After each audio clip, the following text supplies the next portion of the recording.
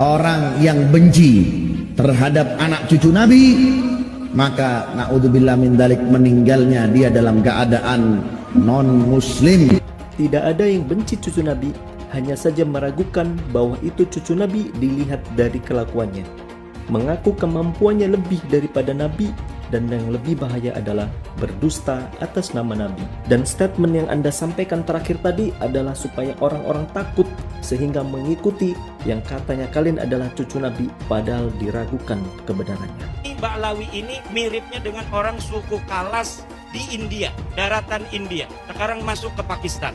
Makanya wajahnya mirip wajah India. Dan siapa namanya itu, reporter dari Ba'lawi perempuan, Najwa Shihab, itu telah dites DNA. 48% DNA-nya orang India. DNA-nya Najwa Shihab itu silahkan lihat di Google, 48% orang India. Saya cari orang India yang garis lakinya itu haplogrup G, itu suku apa? Suku Kalas yang ada di India dan suku Paswan yang ada di India. Mereka mempunyai keunikan tersendiri. Jadi haplogrup G ini punya satu keunikan. Dulu ketika mereka masuk agama Yahudi di abad 10 Masehi, mereka mengaku keturunan Nabi Ishak yang ke-13.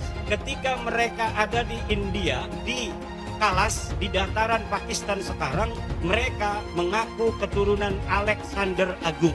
Ketika ada di India beragama Hindu, mereka di suku Paswan mengaku sebagai keturunan daripada Dursusana. Ketika di Islam di Indonesia dan di Yaman, mereka mengaku sebagai keturunan baginda Nabi besar Muhammad sallallahu alaihi wasallam. Kayaknya haplogrup G ini kalau dia agama Kristen ngaku sebagai anaknya Yesus Kristus. Untung Nabi Isa nggak punya istri, nggak punya anak. Katolik.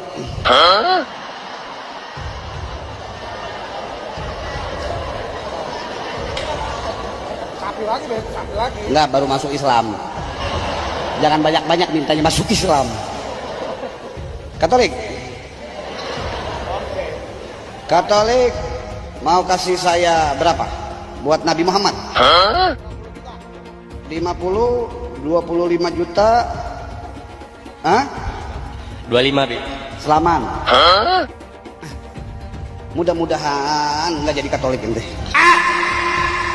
Sebagaimana kita tahu, gelar H di depan nama orang itu bisa membuat orang menjadi lebih dihormati, ya, yaitu Habib. Itu patut dihormati asalkan yang benar nasabnya, karena nasab, bukan karena personal branding. Pesantren yang menjadi seperti feodal ini tuh justru pengaruh dari kelompok habaib. Pesantren-pesantren yang menganut adab seperti itu adalah pesantren yang berafiliasi dan atau memiliki hubungan yang sangat dekat dengan kelompok Ba'lawi, atau dalam hal ini adalah tarekat Alawiyin. Tradisi-tradisi jalan ngesot dan sebagainya itu bukan tradisi keumuman pesantren. Dan kalau misalkan pada bagian itu NU dikritik, NU tuh nggak usah marah-marah, nggak usah baper. Kalau memang ada pesantren yang nampak feodal, ada pesantren yang nampak keluar dari jalurnya dan sebagainya, kita lihat keluar dari jalur itu mungkin masuk ke jalur berikutnya, yaitu jalur Alawiyin. Kasihan anak orang disiksa jadi kuli di pesantrennya. Kau yang goblok, bodoh, itu khidmat namanya, khidmatnya murid sama guru. Trans 7 keliru. Anda tidak mengerti bagaimana cara orang beradab. Beradab kepada guru itu perintah. Beradab pada ulama, beradab kepada ahli bait. Paham ya? Keliru kalau Anda mengkritik itu.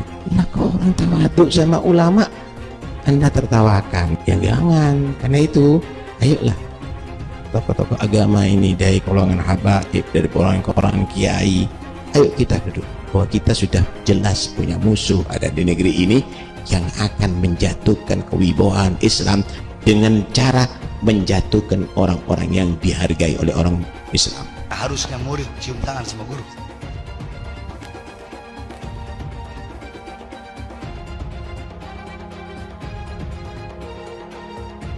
Bukan cuma ditempel, dihirup, ditaruh di atas kepala ente. Kalas bakar ke belakang. Ente lihat dia ke belakang. Berani dia belakangnya anak? Ada nggak dia belakangnya anak? Salah satu tugas Ansor dan Banser adalah menjaga kiai, ulama dan pondok pesantren. Apabila ada kiai ulama kita yang dihina, maka Ansor dan Banser akan menjadi garda terdepan. Ras 7 telah menghina melalui siaran-siarannya terhadap kiai dan ulama Nahdlatul Ulama. Saudara-saudara Trans TV yang masih muda-muda, kalian ingat sejarah. Jangan sampai kader-kader Banser menggorok leher kalian. Ada Banser menggorok PKI. Halal darah kalian apabila kalian mengolok-olok ulama Nahdlatul Ulama. Kami kader Ansor dan Banser siap menjalankan perintah para kiai. Apabila kiai perintah, hari ini kami gorok. Siap. Kalian bayangkan 100 juta umat Nahdlatul Ulama. Apabila datang ke kantor kalian membakar ini, saya kira tidak sampai 10 menit akan hangus sini. Untuk orang-orang yang nggak menerima bahwa di pondok tradisional itu masih terjadi praktek feodal, terus ini apa? Pola-ola, dewa, Ini apa teman-teman? Apakah kiai sedang mengajarkan teknik juggling bola? Enggak dong. Itu tugasnya Ronaldinho, bukan tugas seorang kiai. Yang dilakukan kiai ini jelas-jelas praktek feodalisme. Lebih spesifiknya, stratifikasi. Sang kiai sedang menciptakan hierarki di lingkungan pesantren dan menempatkan dirinya sebagai tuan dan santrinya sebagai budak. Mungkin sang kiai mengadopsi perkataan Ali bin Abi Thalib yang mengatakan bahwa murid adalah budak bagi gurunya. Cara seperti itu udah nggak relevan, udah ketinggalan zaman, udah kuno. Terakhir kali orang yang memberikan makanan seperti itu nenek moyangnya Van Nistelrooy. Lalu apakah itu juga adab? Enggak. Adab seorang guru terhadap murid itu enggak mengizinkan sang kiai memberi makanan dengan cara seperti itu ke santrinya. Jadi please, bagi kalian-kalian yang berisik karena tradisi yang udah kuno ini dikritik, lebih baik kalian teriak dengan lantang di telinganya orang-orang yang jelas-jelas melecehkan Islam. Di telinganya pemuka agama yang mencabuli santrinya, yang korupsi uang kuota haji, dan yang mendompleng nama besar Nabi hanya untuk kepentingan pribadi. Teriakanlah kencang-kencang di telinga mereka, bajingan. Kenapa nggak kita kerja? Diam-diam baik. Mau tahu alasan saya tidak kerja? Kenapa? Kalau saya nanti kerja, saya bisa dapat banyak duit. Kalau dapat banyak duit, nanti saya sombong. Kalau saya sombong, nanti bisa dapat dosa. Kalau dapat dosa, nanti saya masuk neraka. Makanya saya tidak kerja, biar tidak masuk neraka. Gitu. Mau jadi apa?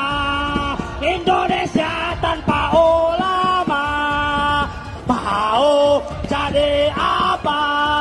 Indonesia tanpa pesantren.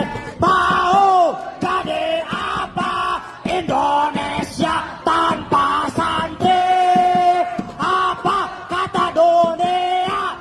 Tertuju boikot saja. Mau jadi apa? Tanpa ulama. Mau jadi apa? Indonesia.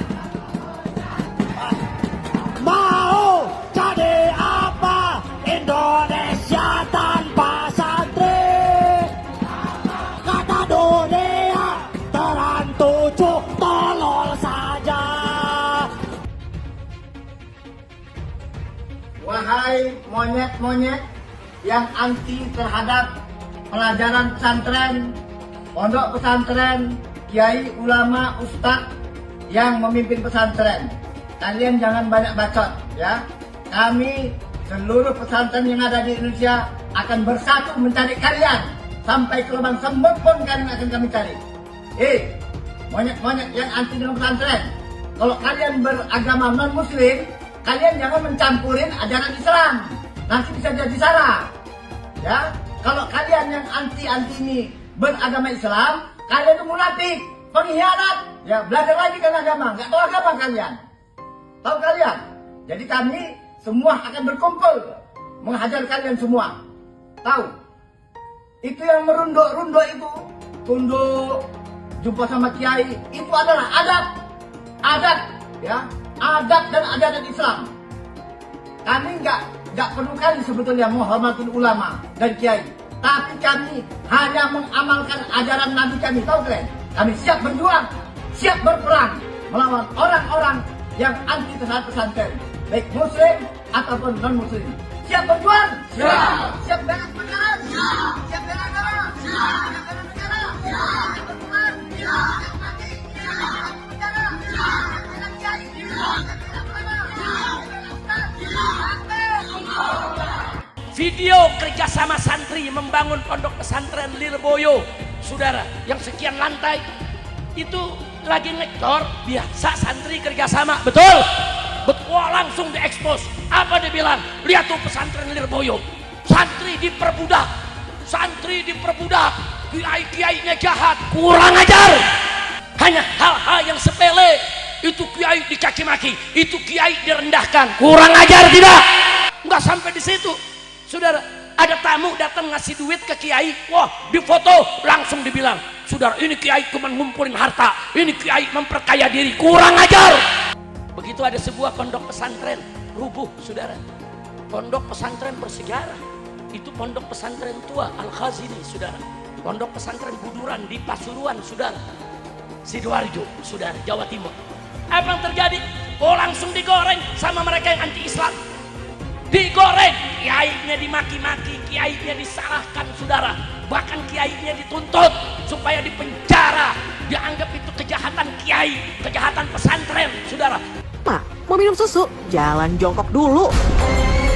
Sungguh mulia ibu Nyai ini, ia berbaik hati membagikan susu dengan ukuran gelas plastik kecil kepada santri-santrinya. Tapi untuk mendapatkan satu guk susu itu, para santri harus dengan tabah jalan jongkok. Oh, mungkin lagi olahraga kali ya. Walau kelihatannya agak mirip anak-anak yang lagi digembleng sama Satpol PP sih. Wah, kiai yang kaya raya tapi umat yang kasih amplop. Bukan hanya santri usia anak-anak yang udah bapak-bapak pun ketemu kiainya masih ngesot untuk mencium tangan. Dan yang mencengangkan, ternyata yang ngesot itulah yang kasih amplop. Netizen pun curiga nih bahwa bisa jadi inilah sebabnya sebagian kiai makin kaya raya. Mobil mewah hingga harga miliaran. Sarungnya aja pun merek termahal yang harganya berkisar antara 400 ribuan sampai 12 jutaan rupiah gitu deh. Dan saat kumpul keluarga nih, sana family kecipratan duitnya. Padahal kan harusnya kalau kaya raya mah umatnya yang dikasih duit ya enggak sih? Tapi ya gimana ya, dengan ngasih amplop pada kiai kan diharapkan bisa dapat berkah. Kalau enggak, ya ambil hikmahnya aja deh. Ketiga, disuruh ngepel sampai ngelap daun. Udah kaya raya, dikasih banyak amplop. Pekerjaan mengurus rumah yang harusnya dikerjain oleh asisten rumah tangga dialihkan dong ke santri dan santriwati. Karena belakangan viral nih beberapa video para santri dan santriwati beberes rumah kiainya. Mulai dari nyapu, ngepel, cuci pakaian, cuci perabotan dapur, bahkan ngelap daun tanaman koleksi kiai dan kiainya. Sebagian orang menganggap ini tuh layaknya feodalisme di zaman penjajahan. Namun bagi sebagian santri, melakukan rawan dalam atau kerja bakti di rumah kiai itu adalah keistimewaan. Walau gratisan.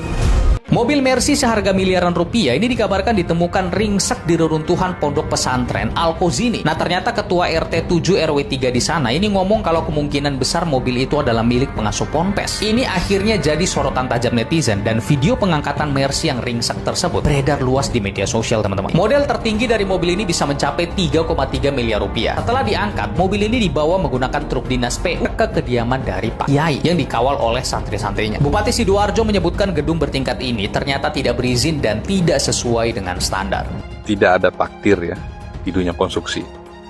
Konstruksi itu ilmu pasti, civil engineering. Semua dihitung dengan pasti. Ya, kekuatan struktur dan lain-lain. Jadi tidak ada yang kira-kira. Nah, kalau sampai bangunannya rubuh seperti ponpes, berarti harus ada pihak yang bertanggung jawab. Karena menghilangkan nyawa dengan sengaja. Begitu ya. Kok bisa ponpes ambruk memakan korban 67 orang mau dibangun ulang pakai APBN?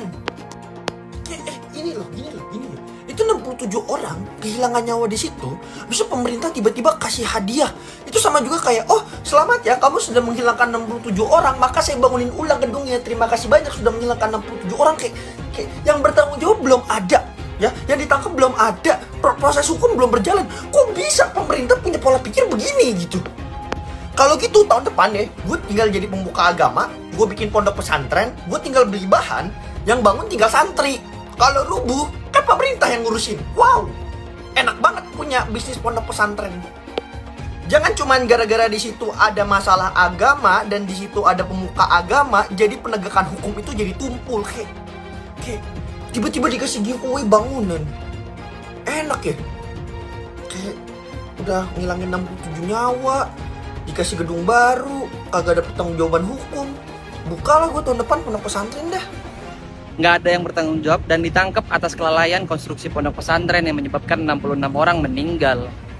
Sejauh ini, yang bertanggung jawab masih takdir nih. Lu yang serakah, kenapa takdir yang bertanggung jawab? Dan lebih janggalnya lagi, dari 42.000 pondok pesantren yang ada di Indonesia, cuma 50 yang punya izin mendirikan bangunan. Sisanya punya apa? Punya Mercy. Dari rubuhnya Ponpes Al-Qazini, kita bisa lihat bahwa Indonesia itu sedang darurat logika dan darurat feodalisme. Di mana sesimpel argumennya bahwa sebagai muslim yang baik itu harus ikhlas dan menerima takdir Allah. Ikhlas artinya tidak boleh protes terhadap runtuhnya ponpes. Dan ketika seorang muslim itu memprotes ponpes, pengurus ponpes, mau itu kiai, berarti itu melawan takdir Allah. Padahal sebagai muslim yang baik bisa aja kita tetap ikhlas, tetap beriman kepada hal itu terjadi kepada takdir Allah, tetapi kita tetap menuntut yang namanya keadilan. Tetapi yang terpenting di sini juga adalah budaya feodalisme Indonesia. Karena beliau adalah seorang kiai, karena dianggap sebagai pemuka agama yang memiliki hierarki lebih tinggi, yang berarti kita sebagai umat itu tidak boleh menentang hierarki yang lebih tinggi. Itu kan feodal namanya. Padahal yang harus kita sembah itu adalah Tuhan, bukan pemuka agama. Dan selain feodalisme yang tadi, Indonesia tuh bener-bener cacat logika banget. Ketika lu kritik, dianggap lu ngebenci. Ketika lu nanya, dianggapnya menghina. Dan yang gak kalah gongnya lagi, pengurus ponpes itu dianggap suci. Pengurus ponpes itu manusia, bukan nabi boy. Mending nabi. Kiai juga manusia. Ya kalau salah ya kritik lah. Kritik bukan berarti gue mau benci. Gimana sih? Ini membahas pola pikir rakyat Indonesia yang mayoritasnya adalah seorang muslim. Makanya gue pakai contoh orang muslim. Lagi-lagi, sikap mayoritarianisme terjadi.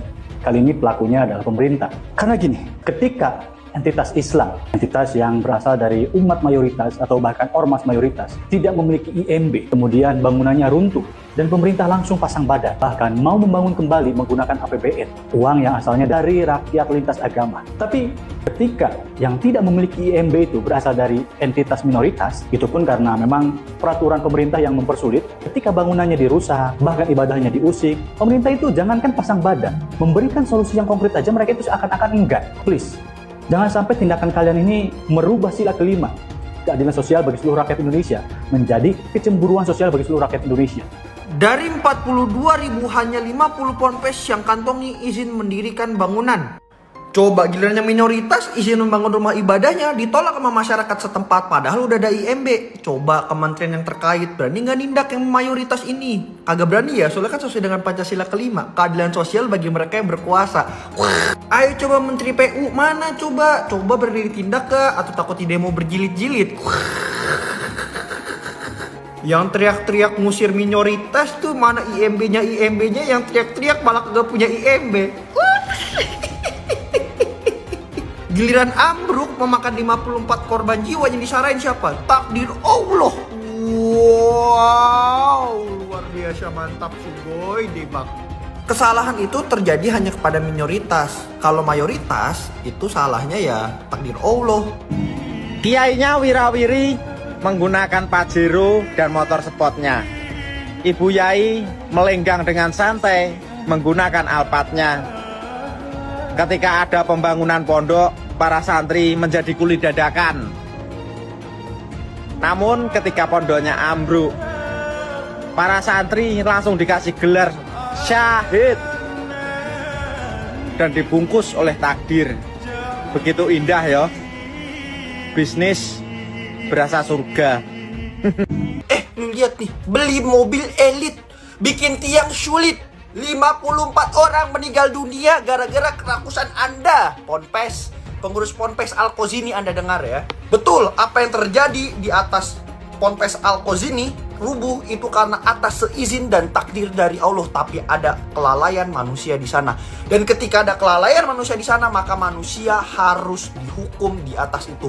Jangan jadikan takdir Allah sebagai tempat untuk cuci tangan, tidak untuk bertanggung jawab. Kelalaiannya adalah pertama, tidak ada IMB, konstruksinya asal-asalan, keserakahan karena harus gedung yang cuma dibikin 1 lantai dibikin jadi 4 lantai. Mau kiai ke mau pengurus ponpes, kalau salah di atas hukum dan menghilangkan nyawa begitu banyak orang, 54 orang nyawa menghilang, Anda harus dihukum dan bertanggung jawab. Jadi jangan cuci tangan atas nama takdir Tuhan. Betul kalau itu memang takdir Tuhan, kalau kalian mau berpikir demikian, tetapi takdir Tuhan di situ ada kelalaian manusia, di mana kelalaian manusia itu bisa dijerat oleh hukum. Stop fanatik, pakai logika. Saya kira memang ini takdir dari Allah. Iya betul, takdir Allah, dan gua setuju. Cuman kalau dilihat-lihat fondasinya ini itu mirip kayak game Minecraft, cok. Fondasinya itu tipis banget dan untuk menampung bangunan segede ini. Jadi dia tipis banget, dan kalau dilihat dari belakang ini bentuknya itu kayak game Minecraft. Pertanyaannya adalah, ini mandor dan tukangnya siapa sih? Bentar. Atau ini dibuatnya nggak pakai tukang? Nggak tahu lagi gue mau komen apaan. Semoga korban husnul khatimah, dan untuk keluarga yang ditinggalkan semoga diberi ketabahan. Ponpes Al-Qazini yang disarahin takdir Tuhan. Takdir Tuhan. Takdir Tuhan tuh ya, gempa bumi ya, abis itu tsunami, angin topan ya, itu baru takdir Allah ya. Kalau bangunan lu bangun, harus tiba-tiba ambruk dengan tidak ada IMB, abis itu lu bangunannya nggak jelas, arsiteknya nggak jelas siapa, ya takdir Allah lu bilang. Itu karena kelalaian Anda. Nih, saya dapat dari netizen yang bilang, ini ada ayatnya, ini bukan takdir Allah, itu kelalaian Anda. Kalau Anda bilang, ya bangunan itu harus jatuh, harus ambruk karena takdir Allah, maka para koruptor itu jangan dihukum. Karena itu takdir Allah, mereka harus korupsi. Dan ini kalau sampai tidak diusut tuntas, karena ada iming-iming pemuka agama, gue udah gak ngerti lagi sama negara ini sih. Hashtag keadilan untuk korban Ponpes Al-Qazini. Oke, gue dari kemarin mau bahas Ponpes Al-Qazini, dan yang gue sesalkan adalah respon dari pemimpin Ponpes itu. Dia bilang itu adalah takdir Tuhan. Blok. Gini loh. Tim SAR dan ahli konstruksi dari ITB sudah menyebutkan bahwa penyebab bangunan itu runtuh karena kegagalan konstruksi. Dan gedung Ponpes ini juga tidak memiliki IMB, padahal IMB harus dilakukan dulu agar konstruksi sesuai standar. Jadi ini jelas-jelas kelalaian pihak pesantren. Kenapa lu bilang itu takdir Tuhan?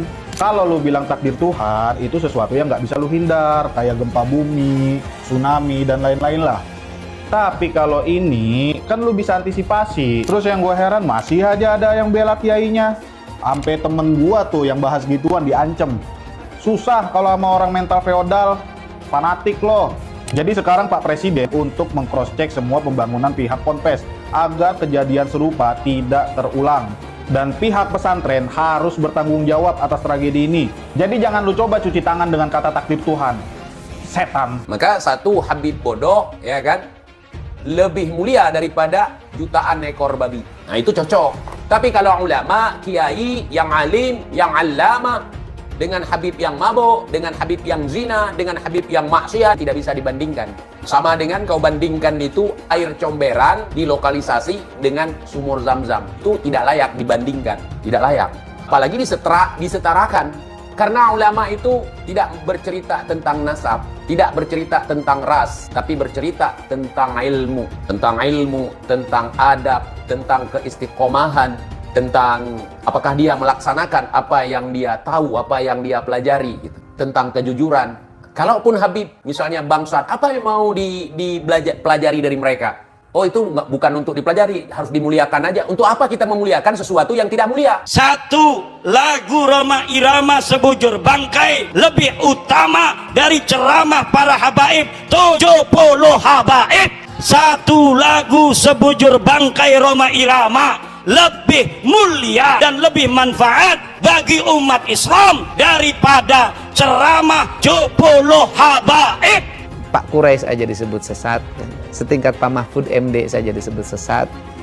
Kemudian setingkat dulu Cak Nur, pemikir besar Hasanah Islam Indonesia, itu juga disebut kafir kan, gitu loh. Saya Gus Dur sama kan, sesat. Ya kebetulan saya ini adalah para pengagum mereka gitu loh. Pengagum Cak Nur, pengagum Gus Dur, pengagum Cak Nun, Gus Mus gitu loh. Setinggi apapun engkau menuntut ilmu tidak akan pernah mencapai tetel Habib. Makanya bagaimanapun alimnya seseorang tidak akan pernah mampu mengalahkan kemuliaan seorang Habib meskipun dia tidak mempunyai ilmu pengetahuan agama. Para kiai kampung, jangan lagi terjadi ada orang yang berani bicara bahwa satu kaki seorang Habib lebih mulia daripada kepalanya seorang ulama yang alim. Jangan sampai ada lagi yang berani bicara seorang Habib yang ahli maksiat, ahli yang tukang doraka, tukang dosa dikatakan lebih mulia daripada 70 ulama yang alim. Dan ini ada jelas penistaan, penghinaan yang tidak bisa kami biarkan terhadap leluhur, orang tua kami, guru-guru kami, para kiai kami, khususnya yang ada di golongan Ahlus Sunnah wal Jamaah Nahdlatul Ulama. Ada beberapa dari habaib yang sampai mengatakan bahwa kalau kiai itu misalkan melakukan maksiat, kiainya luntur. Tapi kalau kami Habib mau melakukan apapun, darah secara genetiknya sudah nyambung bersama kami. Jadi kami tidak bisa bisa jadi mantan Habib. Kiai Imad bikin tesis pun sebenarnya adalah reaksi atas kecongkakan dari orang-orang habaib itu. Siapapun yang mengaku keturunan Nabi wajib diverifikasi, dan siapapun yang mengaku keturunan Nabi dan terbukti bukan keturunan Nabi wajib kita batalkan. Terus adakah pidananya terhadap pengakuan Ba'alwi tersebut? Bahwasanya siapapun yang mengaku sebagai anak keturunan Nabi dan tidak terbukti termasuk dalam penodaan agama. Setelah ada munas alim ulama dan sudah ada keputusan bersama, maka dengan bekal hasil keputusan itu kita bisa melakukan pemidanaan. Siapapun ke depan yang mengaku cucu Nabi bisa dipidanakan dengan pasal penodaan agama. Hai, Bahar Semit, saya Mbak Gimbal, sang putra alam. Saya Mbak Gimbal menantang kamu duel. Kamu boleh menggunakan golok bermata duamu yang kamu bangga-banggakan. Ya, saya cukup menggunakan golok ini. Kita duel 1 lawan 1. Kita bangsa Indonesia tidak boleh diam melihat fenomena ini. Kenapa? Ada indikasi mereka mau menjajah Indonesia. Indikasinya jelas sekali. Ada yang bagian memalsukan kuburan. Di mana-mana dibikin kuburan-kuburan palsu. Alhamdulillah, menurut keterangan beliau juga sudah banyak yang dibongkar. Yang kedua, berita-berita khurafat, dongeng-dongeng khurafat. Untuk apa? Ini yang namanya Ba'alawi, leluhurnya luar biasa, bisa hijrah Mi'raj 70 kali, bisa memadamkan api neraka yang nggak pakai akal. Itu sesuatu yang luar biasa dan dahsyat. Mereka pun menjadi takluk, tunduk, siap diperintah apapun. Tujuannya itu. Dan yang lainnya, ada yang membuat provokasi-provokasi. Saya bersama rakyat, kita dengan rakyat. Jangan coba-coba ganggu rakyat. Seakan-akan berpihak kepada rakyat. Dia mau ngadu domba kita pribumi. Sementara mereka akan memetik hasilnya. Saya sebagai putra Indonesia, was-was, ngeri, dan waspada. Ini ternyata doktrin-doktrin ini tidak sembarangan. Klaim-klaim mereka sebagai keturunan Nabi ternyata ada tujuan-tujuan untuk menguasai Indonesia. Perlu ana luruskan. Dan Robito juga harus tahu. Robito berpegang teguh kepada Thariqah Ba'alawi. Silahkan buka kitab Manhajus Sawi. Itu Manhajus Sawi, kitab Thariqah Ba'alawi. Di situ kan Syabil Hasan As-Sindi ketika beliau ditanya, arifun jahilun afdal min sab'ina alim, atau satu syarif yang bodoh itu lebih utama daripada 70 orang yang alim. Itu yang berkata Syabil Hasan As-Sindi. Tuh.